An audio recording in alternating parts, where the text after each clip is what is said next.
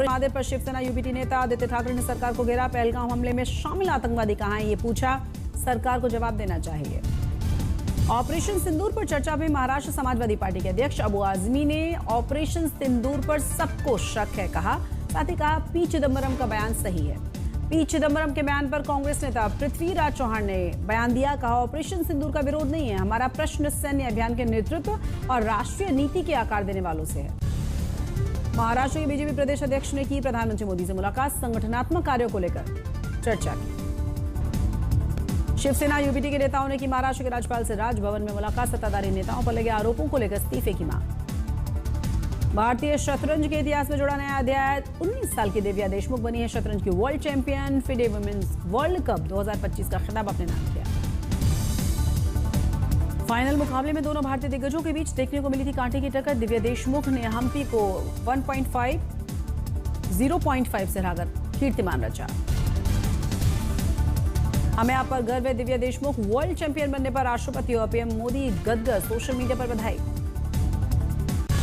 कोची में राष्ट्रीय शिक्षा सम्मेलन के दूसरे दिन संघ प्रमुख डॉक्टर मोहन भागवत का बयान आया। कहा कट्टर हिंदू होने का मतलब दूसरों का विरोध करना नहीं बल्कि सभी को गले लगाने में निहित है।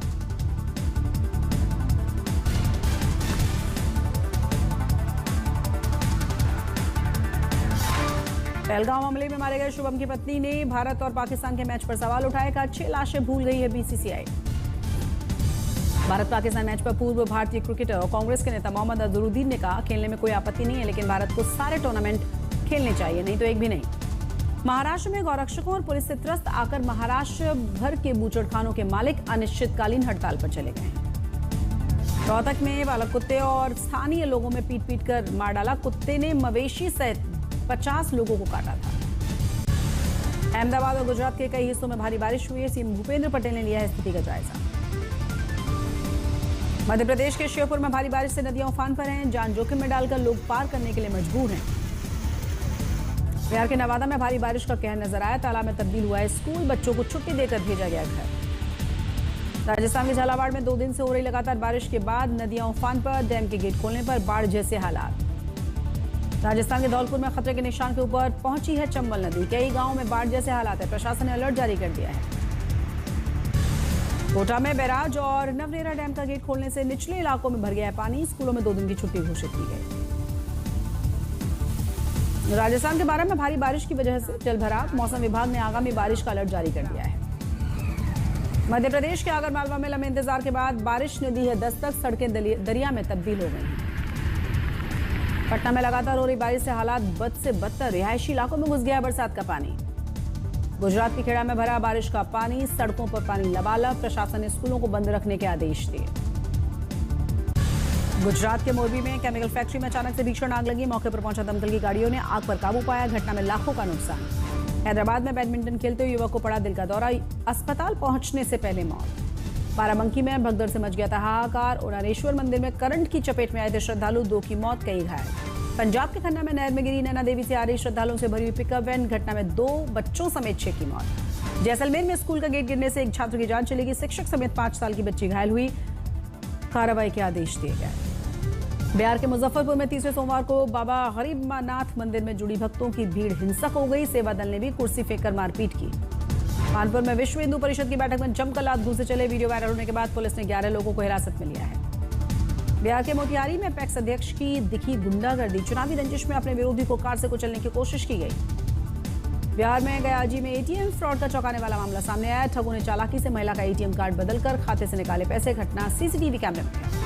मेरठ में किसी बात को लेकर कहासुनी में किन्नरों ने शख्स को उतार दिया मौत के घाट। पुलिस ने पूछताछ की तो कपड़े उतारकर हंगामा करने लगे।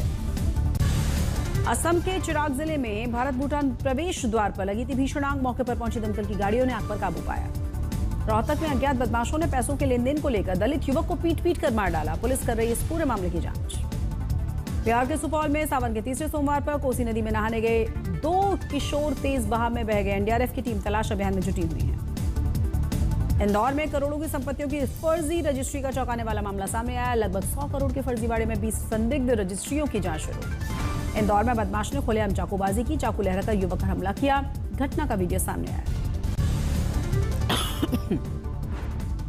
जमशेदपुर में मंदिर सजाने गए युवक की लाश पाई गई है। पुलिस ने शव को कब्जे में लेकर जांच शुरू कर दी है। यूपी के हापुड़ में हम पार्टी के नेता राकेश शाह का अपहरण कर हत्या का मुख्य आरोपी पुलिस मुठभेड़ में मारा गया। बेगूसराय पुलिस और यूपी एसटीएफ ने एनकाउंटर किया। पंजाब के जालंधर में सिविल अस्पताल में ऑक्सीजन सप्लाई की कमी से 3 लोगों की मौत हो गई है। मेडिकल सुपरिटेंडेंट ने जांच के आदेश दे दिए हैं। यूपी के मिर्जापुर में चोरी के झूठे आरोपों में दुकान मालिक ने नौकर को रस्सी से बांधकर पीटा था। पुलिस ने आरोपी को हिरासत में लेकर जांच शुरू की। महाराष्ट्र के सोलापुर में ट्रेन की चपेट में आए थे 2 मजदूर। अस्पताल में डॉक्टर ने 2 को किया मृत घोषित। 1 अगस्त से नए यूपीआई नियमों के बाद यूजर्स दिन में अधिकतम 50,000 बैलेंस चेक कर पाएंगे। पेमेंट स्टेटस रिवर्सल में भी अगले महीने से बदलाव होंगे। आर्थिक विकास और डिजिटल तकनीक के दम पर 5 साल में डायरेक्ट टैक्स कलेक्शन लगभग 2 गुना हो गया। आईटीआर फाइल करने वालों की संख्या 9 करोड़ के पार। दिल्ली एनसीआर के रियल एस्टेट हॉटस्पॉट गुरुग्राम और नोएडा के घरों में कीमतों में तेजी जारी है। 1 साल में प्रॉपर्टी के दाम 13% तक बढ़ गए। पिछले साल मेडिकल टूरिज्म के लिए एनआरआई संख्या 150% उछली है। हार्ट बाईपास और घुटने के ट्रांसप्लांट भारत में अमेरिका से 10 गुना सस्ता। विकास समर्थक सुधारों के दम पर मशहूर निवेशक जिम रोजर्स ने भारत को नया चीन बनने का दावा किया। वहीं रघुराम राजन ने सर्विसेज पर फोकस करने की बात कही।